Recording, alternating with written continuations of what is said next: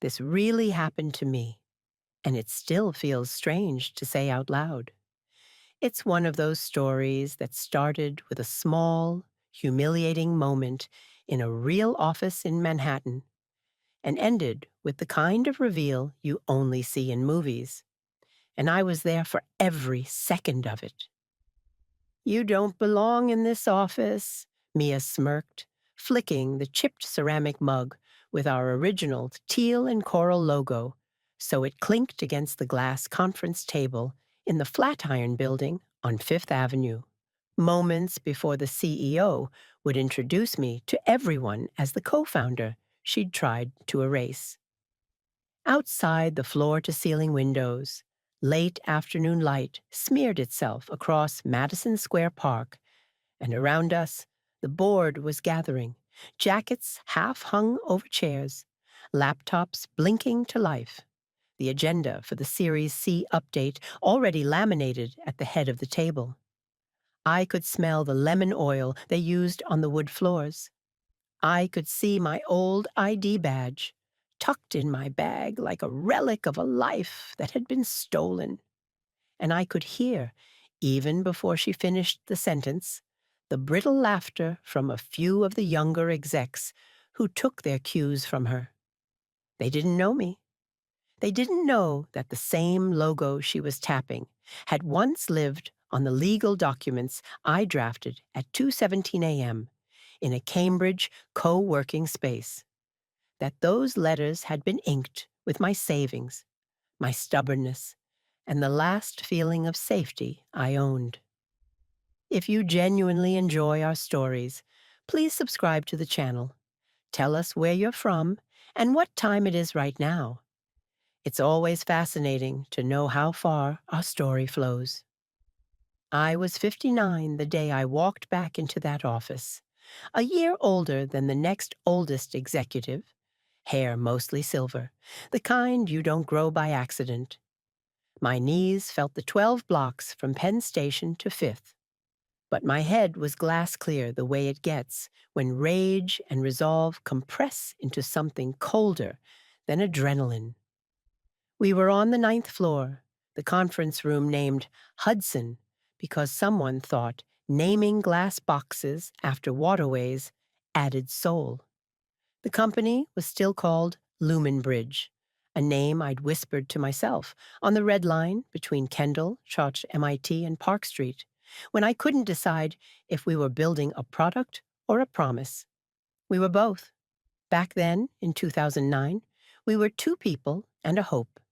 Me, with a Stanford CS degree that had survived a marriage and a mortgage, and Adam Carver, a coder who could optimize a database with one hand while rebuilding a coffee grinder with the other.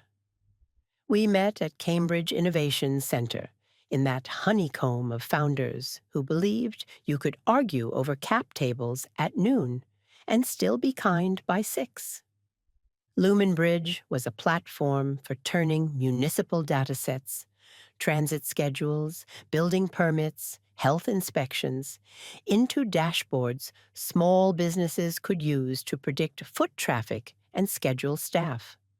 It sounds simple now, but in 2009, putting usable predictive insight in a coffee shop owner's hand on a Tuesday was not a thing.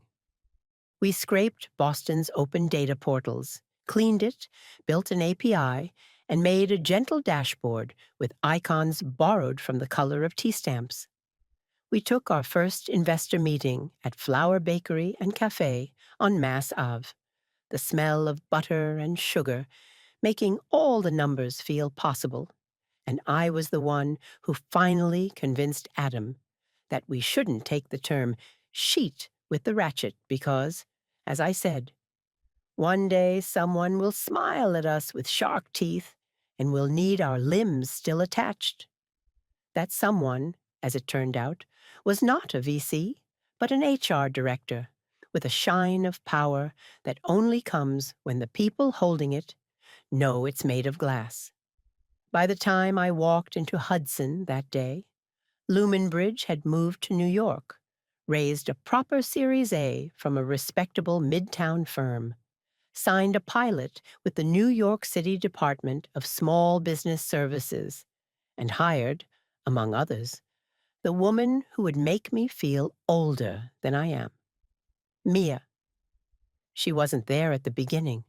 She hadn't driven home at 3 a.m. down the Mass Pike with printouts of entity formation docs tucked between the seat and the parking brake. She hadn't been the one to negotiate our lease at Work Bar near South Station, or haggle $1 off every Ethernet cable at Micro Center in Cambridge. But she was the one who eventually told interns to remove my name from the Our Story page and trained them, judging by how cleanly it was done, to scrub my initials from our Git history, where I'd written the first pass at the data pipeline in Python. When I left in 2014, it was on a sunny day that tasted like copper. "Stepping back," was the official line. "Personal reasons," was the whisper. The truth was, I got sick. Not a forever kind of sick, thank God, but a kind that took a year out of me and left a kind of quiet behind my ribs that didn't used to be there. Adam said he'd hold my seat, and for a while, he did. Then he fell in love with San Francisco's light, employees multiplied, investors grew impatient, and the company decided, politely at first, and then with insistence, to pretend I had never existed. If I ever wanted to return, it was always after the next quarter, after we close the partnership, after we find a new head of HR. The new head of HR was Mia. I tried to be generous and believe she was just doing the job she was hired to do. Reorder, streamline, harden. But you can tell a lot about a person from how they deal with the artifacts of a story that began before they arrived. Mia filed the artifacts under irrelevant. I could have left it. I almost did. I moved back to New York from Cambridge to be nearer to my sister in Brooklyn. I rented a small apartment on Dean Street near the Barclays Center, where, on summer nights, you can hear people spilling out of the subway like laughter.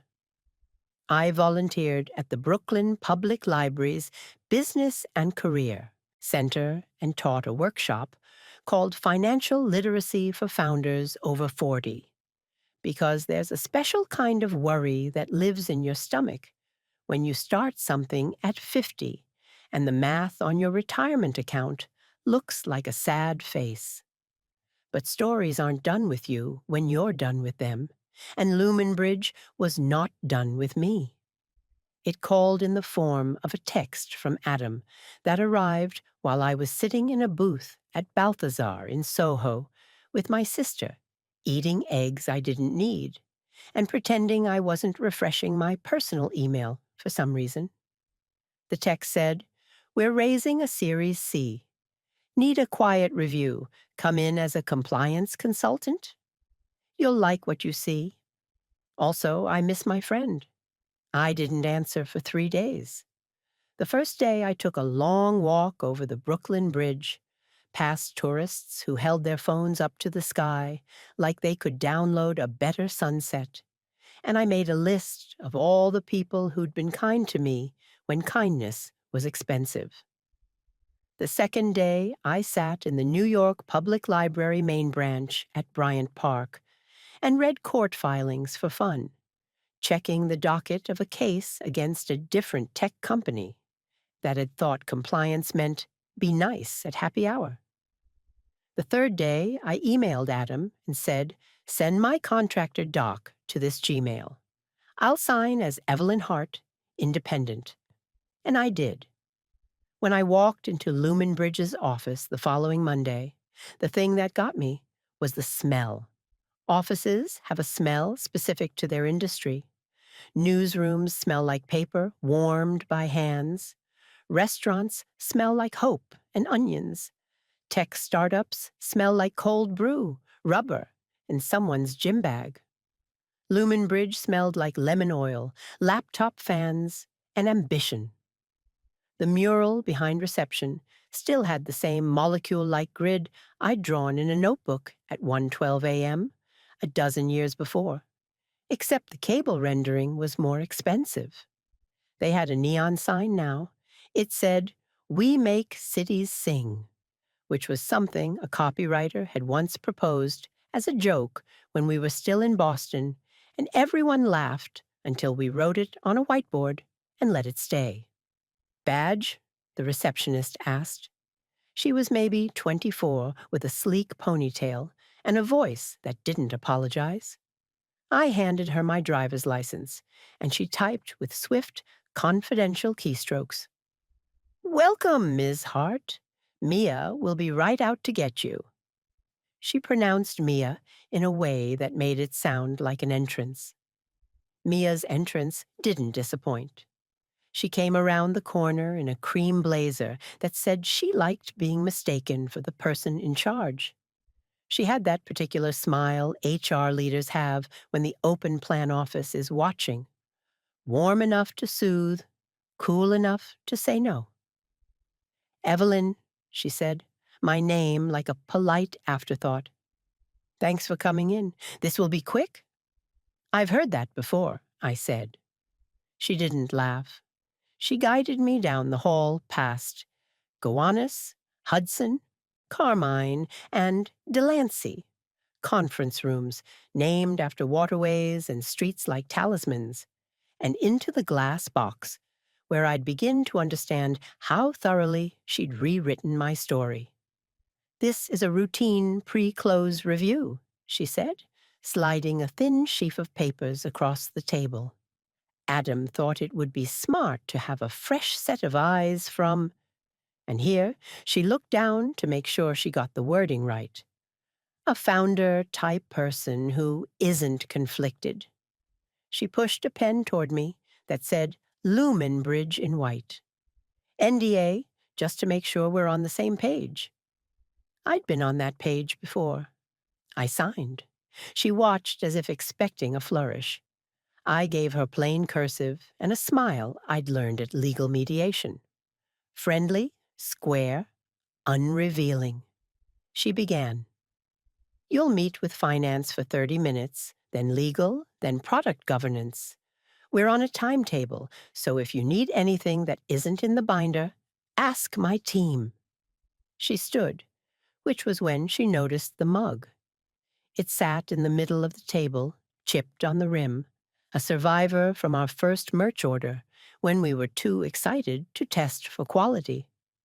She tapped it with a manicured fingernail and smiled. "Relic," she said. "My favorite kind," I said. She looked at the mug, then at me, at my hands with their older story. She tilted her head. "You don't strike me as a cities person," she said. "More like," and here she scanned me like a scanner, "libraries and bird feeders." "Some of us contain multitudes," I said. She smiled the kind of smile you give to someone you've already filed somewhere in your mind. "This will be painless if you just stick to the list," she said. "We're very organized." I stuck to the list for an hour. The first hour with finance was innocuous. Dylan, the CFO, had the polished confidence of a man who knew which wine to order before the waiter asked. He was generous with the coffee, precise with his words, and boring in a way that was almost a relief. He walked me through cash positions, burn, runway, and this ghostly skeleton called other expenses, which totaled exactly $1,293,500 in the trailing 12 months, and for which he had a preternaturally clean set of vendor names I did not recognize. I asked, as one does, to see the vendor master file. "We've redacted some details for privacy," he said with a quick, practiced apology. "You understand." I did. I understood too well. When I left finance, I asked the receptionist for the restroom. I didn't need it. I stood in the stall with the door closed and leaned my head against the cool painted metal, listening to the hum of the HVAC and the unlovely sound of a toilet paper dispenser clicking one square at a time. I remembered when Adam and I had fought about whether to make our first hire a salesperson or a controller. I wanted the controller. He wanted the saleswoman. He won. We got the deal with the city of Boston, and 1,000 small shops in Dorchester used our morning foot traffic forecast to schedule the right number of baristas. And we eventually hired a controller who stacked our receipts in neat towers like a child building a fort. But in that stall, I knew two things with the certainty of calculus. One, Dylan was too smooth. Two, Mia thought she was smarter than everyone in the room. That's when the first sign showed itself, a ghost tag on an internal dock that wasn't supposed to be there. Back at the conference room, I opened the binder she'd given me and flipped to Contractor Management. It was a printed PDF of a Google sheet. At the bottom of the page, in the footer, there was a truncated URL for version history, the kind that shows the doc's ID if you squint. I didn't squint. I took out my phone, typed the ID into my Gmail browser, and when the doc loaded, the little motion in the top right corner told me two people were looking at it. One was me. The other had a pink M. And a third little pulse, teal and slow, appeared for just a second with an anonymous animal icon that Google assigns to strangers. Someone not logged into the company was in that doc. I could have screenshotted it and confronted Dylan. I could have printed it, circled the IP in red pen, and thrown it at Mia like a gauntlet. Instead, I did what I've always done when I smell a bad story. I set a smaller, sharper story inside it and waited. By the end of the day, I knew three things more. The ghost vendors' mailing addresses were clustered in a ring around Long Island City. Two of them used a UPS store box number that matched the last four digits on an old resume I found for Mia on an employment site. And as compliance consultant, I had access to a shared Dropbox folder whose permissions were sloppier than they should have been for a company about to close a $60 million round. When I left the building, the sky over Flatiron was pink the way it gets in September, like the city's given itself permission to be sentimental for 15 minutes.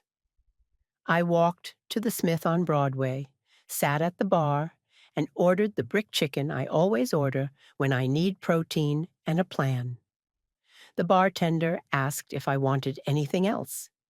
Information, I said, and he laughed because he thought I was flirting with the world. I took out a notebook, paper, always, and wrote two columns. One was called What They Think I Know. The other was What I Will Make Them Tell Me.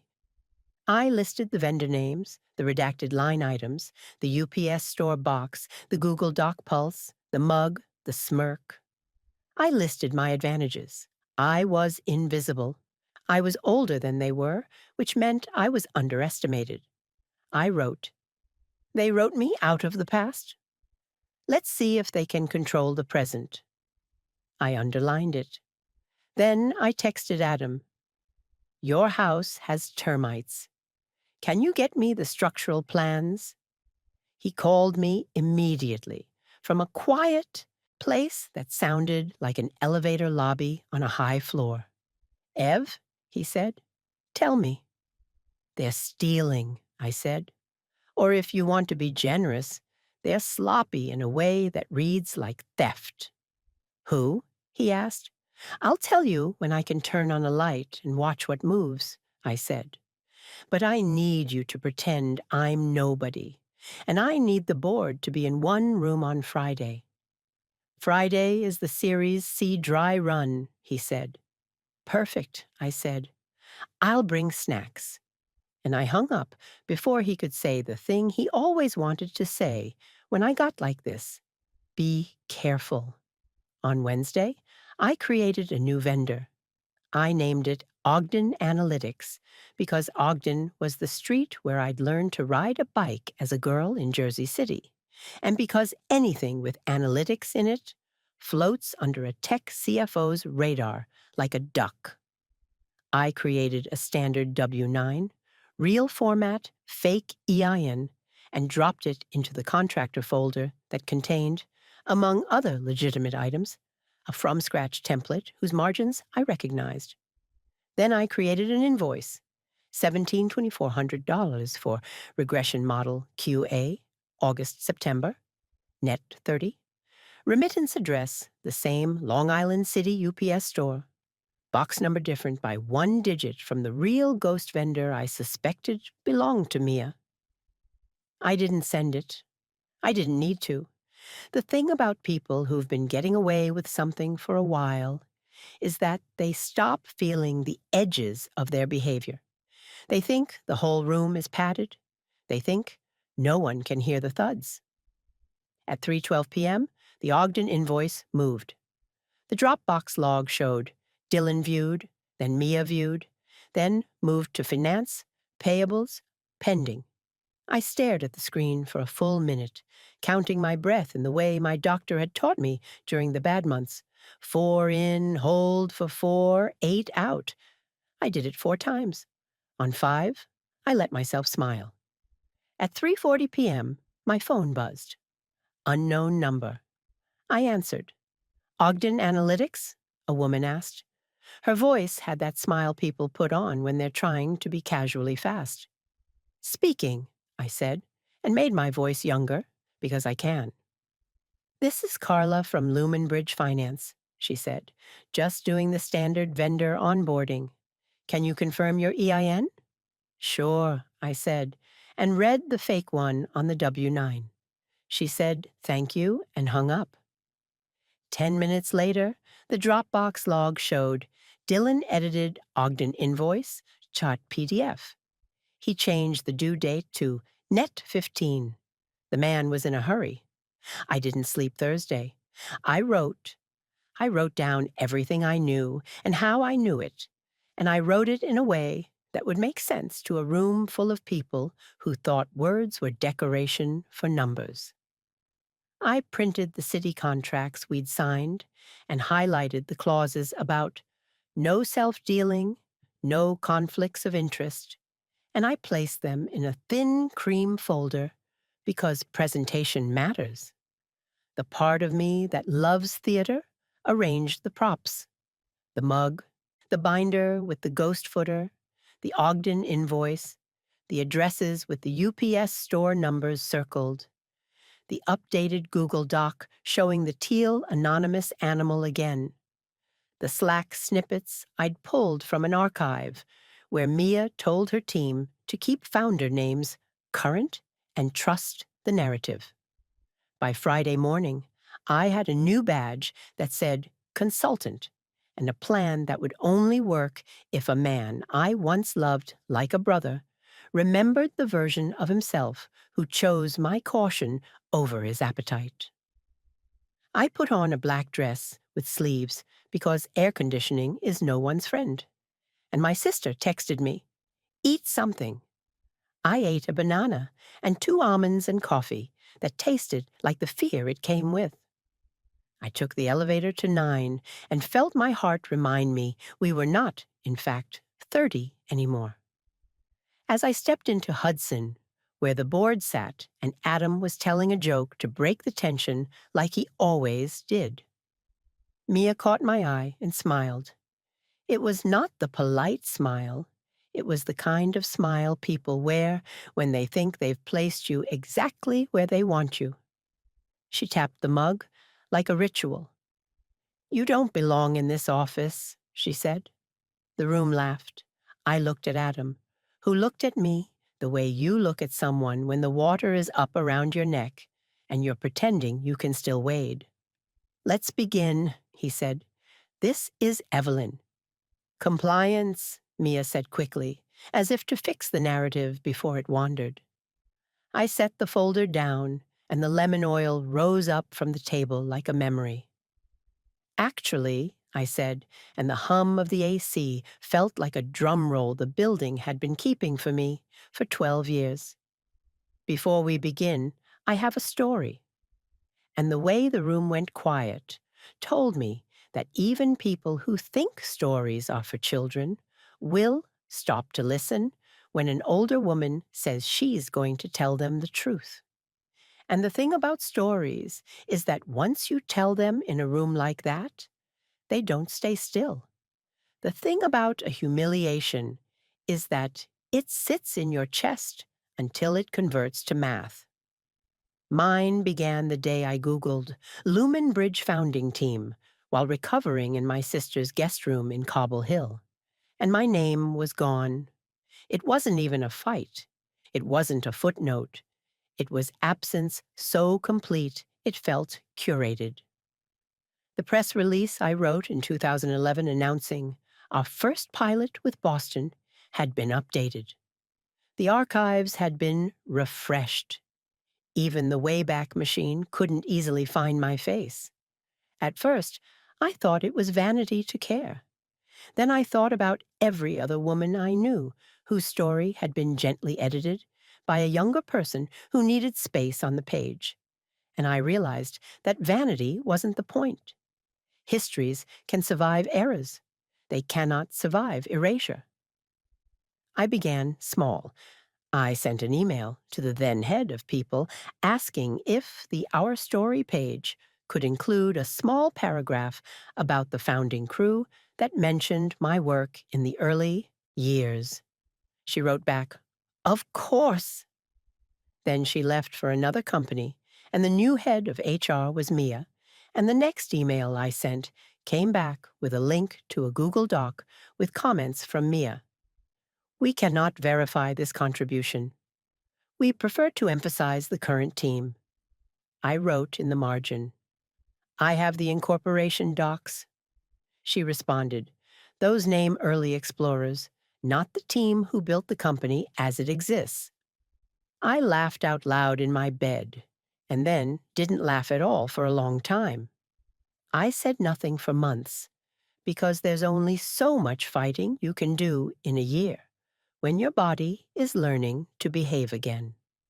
When I felt strong enough to sit at a table with people who liked to be agreed with, I took the train to 34th Street Penn Station in Flats, because heels make more noise than you need on a day like that. And I walked to Fifth with a portfolio under my arm and another version of my life in my bag.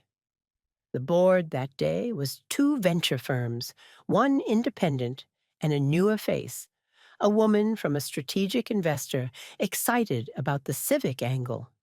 Some were on Zoom, screens beaming from San Francisco, and a lake house in Michigan where autumn leaves were preposterous.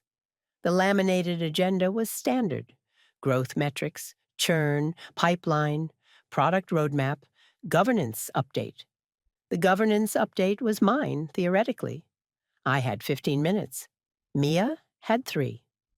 "Before governance," I said, moving the mug gently to the side so no one would accuse me of theatrics. "A quick housekeeping item." People shifted in their chairs. Adam's eyes gave me a warning and a yes. "I've been asked in as a consultant to review the compliance posture ahead of the Series C," I said. "Happy to do that. But what brought me into the building is not a request for a checklist. It's a request for accuracy."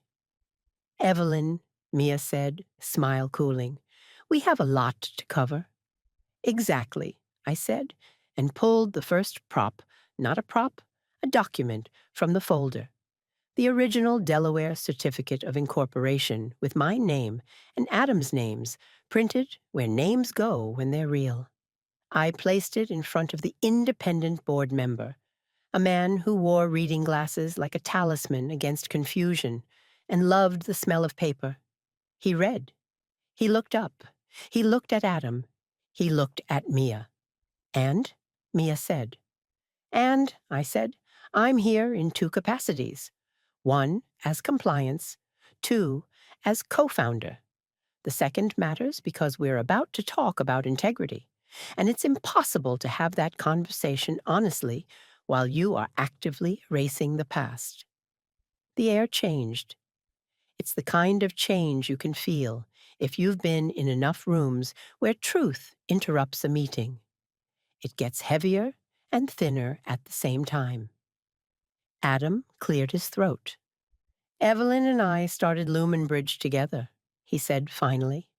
She stepped back for health reasons, but she's been written out, the Independent said, reading the certificate. He turned to Mia. Why? Mia didn't flinch, which I almost admired. Our story is forward-looking, she said. We emphasize what the current team is doing. It's standard practice.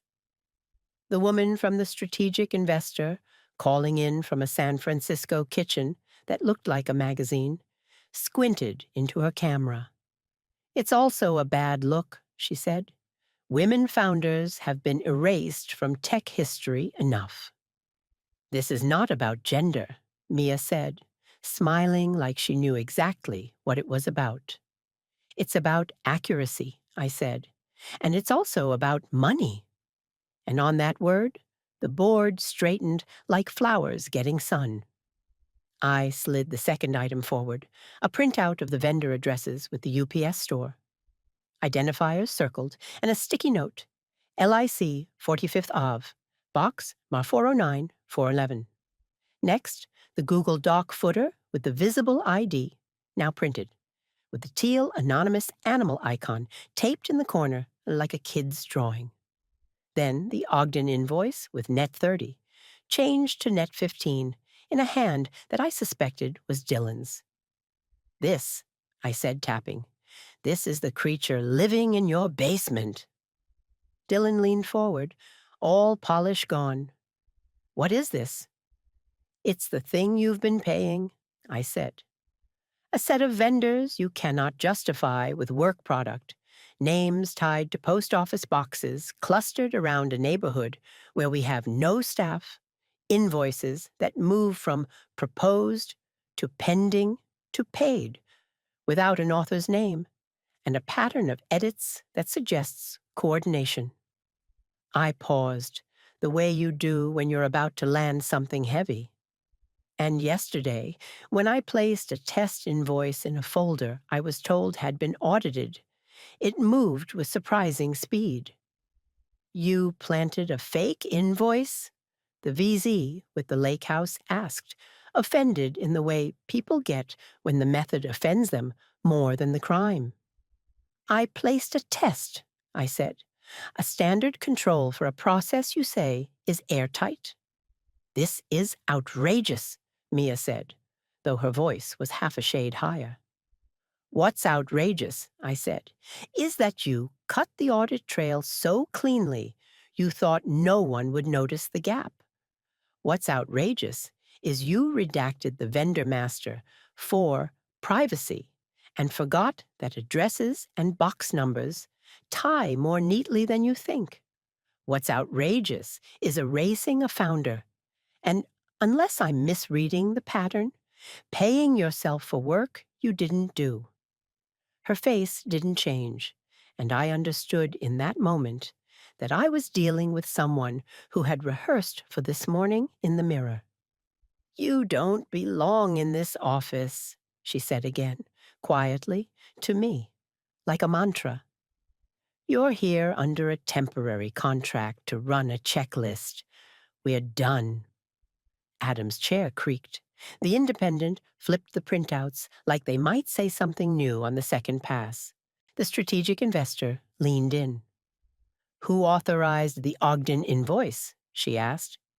Finance, Dylan said, too quickly. On whose instruction? I asked, and I let my voice be the kind of soft that always makes men tell me the truth. Dylan looked at Mia. It was a tiny glance, but sometimes a look is the only signature you need. Stop, Mia said. This is an ambush. This is a mirror, I said, and for the first time since I'd entered the building, Adam stood fully on my side. He took a breath he used to take when a demo broke in front of a room of people we needed to impress. I think, he said, we need to pause this meeting. He looked at me. Evelyn, can you give us the rest of your findings? Yes, I said, but not here. I closed the folder, picked up the mug with the chip, and felt the weight of 12 years settle into my palm. If you want to hear the truth, meet me at 60 Center Street in an hour. The courthouse? Dylan said. New York County Supreme Court, I said. Commercial division. If we're going to start telling the truth, it helps to be in a building that remembers how. And I walked out of the room with the mug in my hand and the feeling that the city itself had just adjusted the angle of the sun to watch what came next. If you've never watched a tech executive walk into a courthouse, I recommend it. The glass swagger slows at the metal detectors. The rhythm of laptops on conveyor belts is democratic and cruel. The clerks don't care what your valuation is. The marble floors don't give you traction just because you talk fast. By the time we reached 60 Center Street, the board had split into a small crowd. Adam at my side, Dylan whispering urgently into his phone. Mia 3 paces ahead, as if distance could make her immune. The independent moved the way older men move when they sense that something interesting enough for a story might finally justify the afternoon they gave to your meeting. The strategic investor from San Francisco appeared like only rich people can, in a black car that hit the curb with the confidence of a good driver, and even she moved slower as we passed the bronze doors. We didn't need a judge. We needed a table. We found one in the atrium on the ground floor near the steps where law students posed for pictures with paper cups of coffee.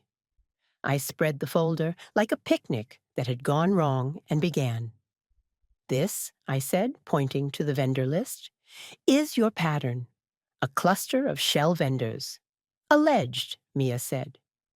In Long Island City, I continued, with mailboxes in 2 UPS stores on 45th Avenue and Jackson Avenue. The addresses on 4 vendors correspond to leases I found under a public record search with similar names.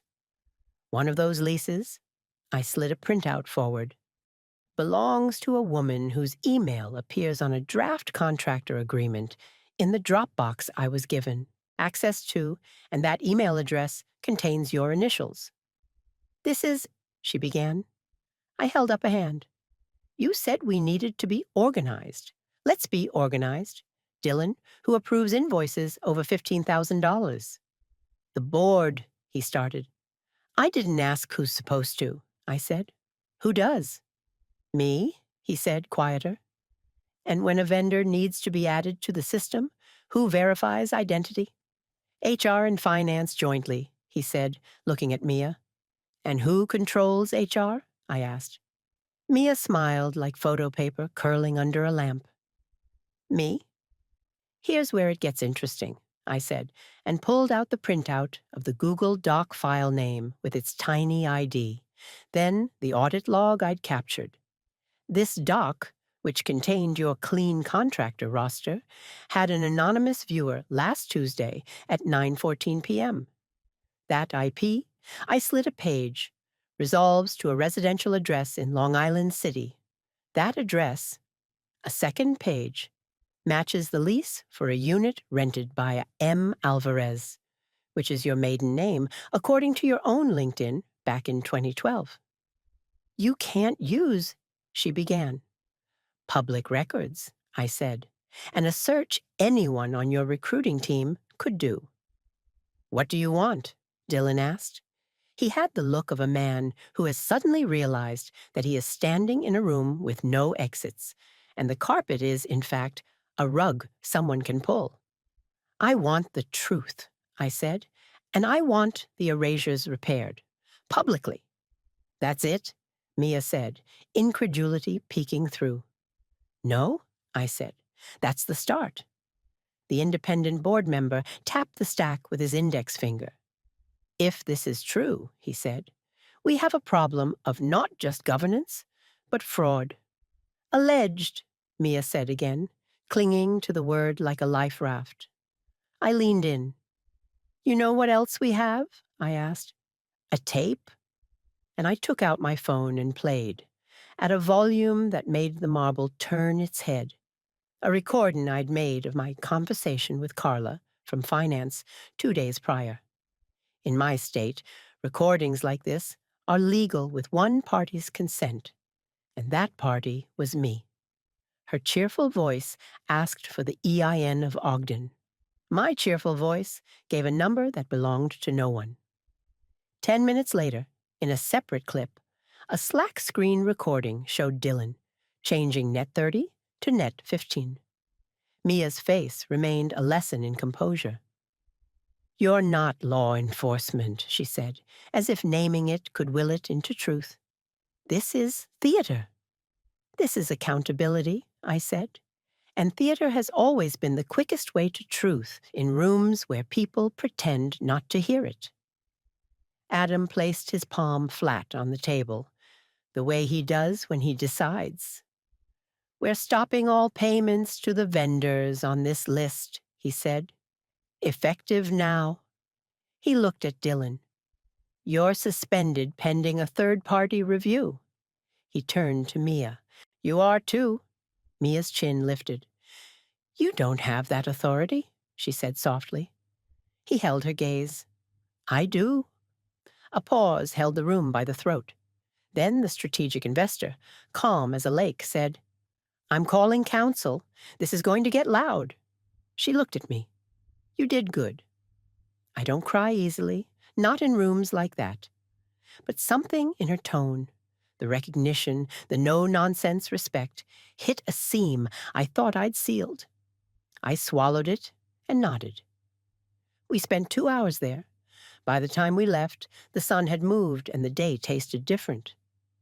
Adam walked me down the courthouse steps and stopped on the second landing, where the stone still holds a day's worth of sun, even in October. Do you want your name back on the site? He asked, almost tentative, like he'd forgotten how to ask me for forgiveness and was starting somewhere smaller. I want the truth, I said. The site is just a start. You could come back, he said. I'm not here for a job, I said.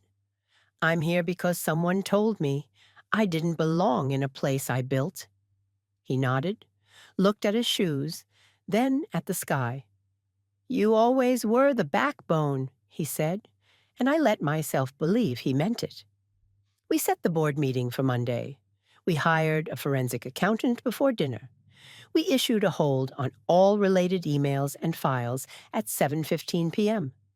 And at 9:14 p.m., an access attempt pinged from a coffee shop Wi-Fi in Long Island City that had closed at 9. Some people never learn. The weekend was a war in slow motion. Forensic teams crawled through logs. Counsel drafted memos. I slept on my sister's couch with a folder under my pillow like a talisman, and I woke at 4:03 a.m. to write down a new connection that lit up in my head like a map. The analytics QA invoices had all been approved on Thursdays, a day Dylan took his kid to soccer in Queens. They were time-boxing crime to convenience. Monday's board meeting was at 9. I arrived at 8. I walked past the receptionist, past the neon "We Make Cities Sing," which now looked like a dare, and into Hudson, where the lemon oil had no idea it had been asked to witness something. The mug sat where I'd left it, like a friend who knows exactly where you'll be. I placed it at the head of the table, not out of spite, but because objects remember. People arrived in waves. Adam first, with a set line to his mouth.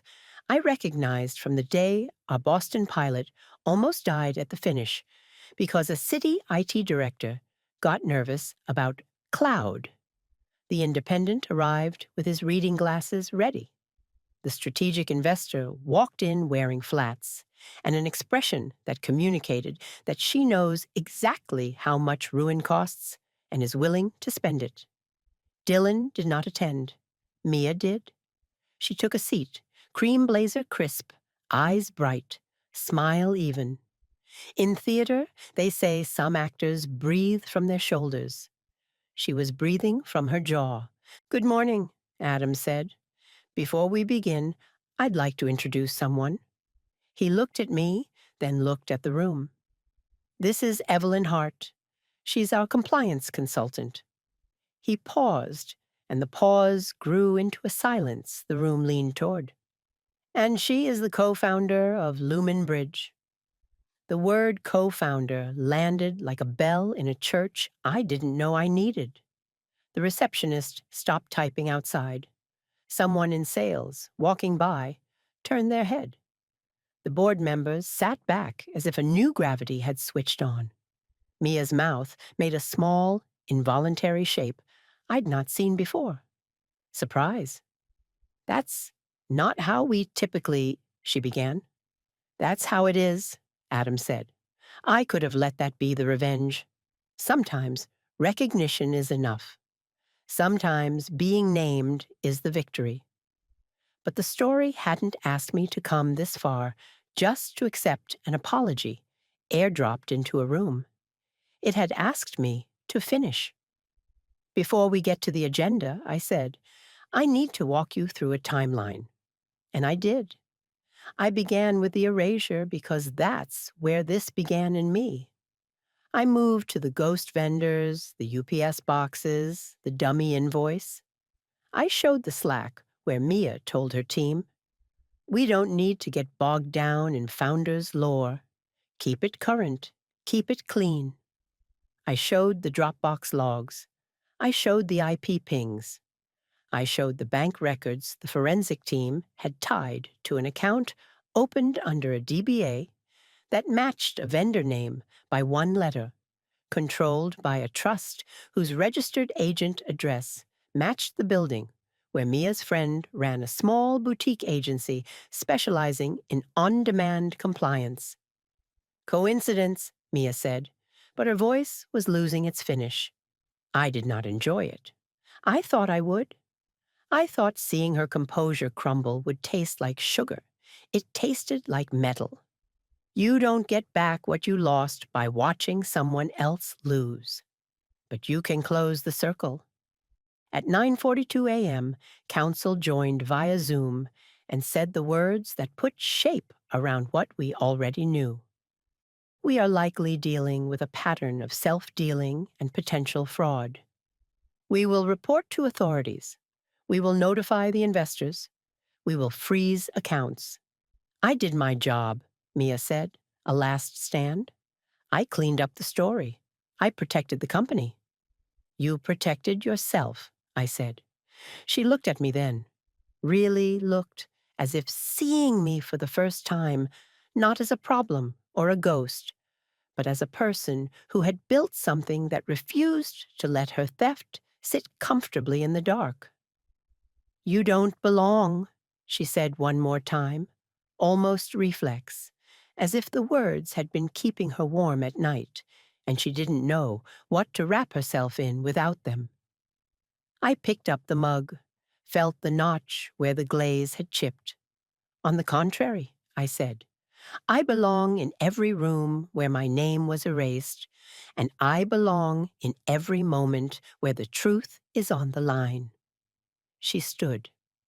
2 security staff appeared with a quietness that made me think Adam had anticipated this and finally learned to plan 6 moves ahead, which is the only way to play chess in a city like this. She walked out between them, and I watched her leave with a feeling I can only describe as relief threaded with grief. For the hours I'd lost to fighting, for what should have been acknowledged with a sentence, for the girls who would someday sit where I sat and be told they weren't the story. The board voted to terminate both Mia and Dylan for cause. They hired an outside firm to reconstruct every payment in the last 18 months. They issued a public statement that included the line, Lumen Bridge was founded by Adam Carver and Evelyn Hart. They posted it to the site at 2:13 p.m., and my phone lit up with texts from old employees who had stayed up late in 2011 to ship a build and were now in their 30s with kids and mortgages, and the same quiet pride we felt back then when the code passed tests on the first try. After the meeting, Adam closed the door to Hudson and sat on the edge of the table, the way he used to when he needed to make himself less tall. "I'm sorry," he said.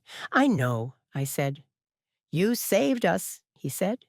"I saved a part of us," I said. "The rest is yours to save." He nodded and let the sentence sit. "Come to lunch?" he asked finally. "Russ and Daughters," I said. "I want pickled everything." We walked to Houston Street. We ordered smoked salmon and coffee and a chocolate babka I regretted, and did not regret at the same time. The city did that thing where it forgave us for taking up space again. On the walk back, we stopped by the park on Lafayette and watched a kid try to kick a soccer ball higher than his height.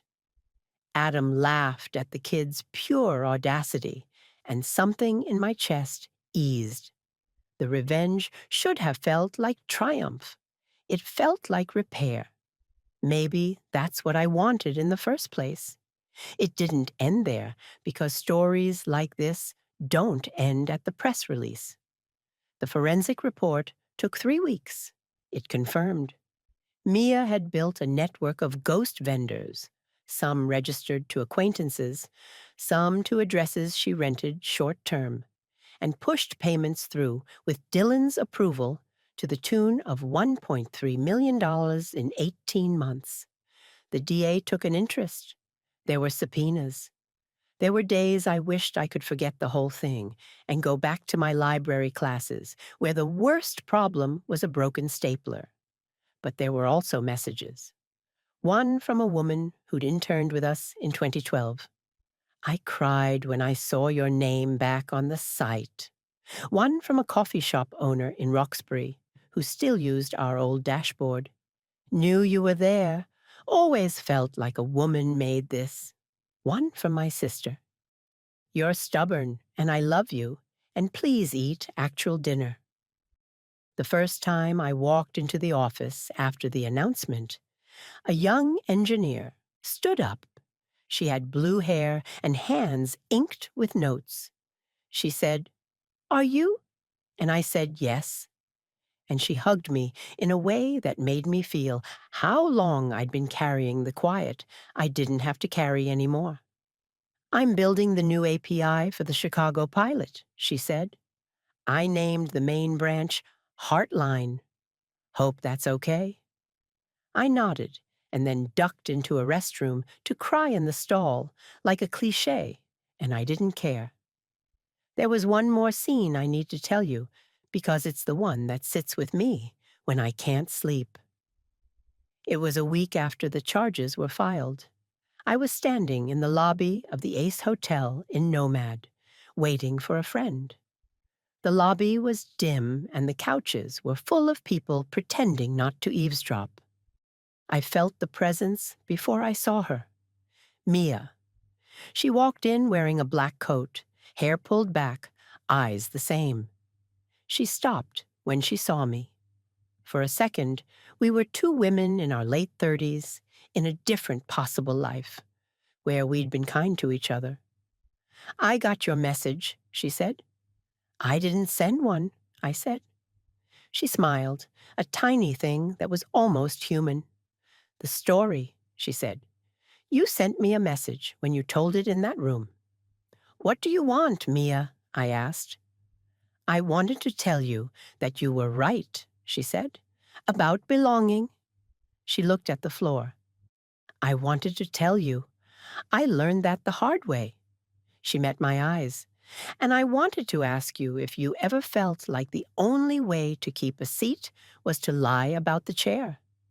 Yes, I said, because lying then would have been crueler than anything. But I learned to build my own chairs. I paused, and I learned to share them. She nodded. I didn't, she said. I took. She swallowed. I'm not asking for forgiveness. Good, I said. I'm not giving it. She smiled again, sadder. I saw the mug on the table, she said. I always hated those mugs. I loved them, I said, and we stood for a second in the weird kinship of two people who know the smell of a lemon-oiled conference table and how it can make you believe in history. She left. I watched the door close and felt the city exhale around me like a friend saying, "Well done, now rest." A month later, the board set up a scholarship in my name for mid-career women in data who want to build civic tools. It was a small thing and a big thing, and when I got the email announcing it, I was at the Brooklyn Public Library helping a man in his 50s sign up for a business credit card without committing to a personal guarantee that could strip his savings. I told him about interest rates and cash flow and the math of hope. He nodded. He was tired. He was brave. He reminded me of me. Why do you do this? He asked at the end, gesturing to the workshop flyer. Because someone told me I didn't belong, I said, and I decided to make rooms where people like you don't have to ask. That night, I put the chipped mug on a shelf in my kitchen, next to the good china I only use. When I remember that life is short and sugar tastes good. The mug is ugly. It's perfect. It holds coffee and memory and the weight of a sentence I will never forget. You don't belong in this office, she smirked. I smiled at the mug and turned out the light. The office is mine. The end.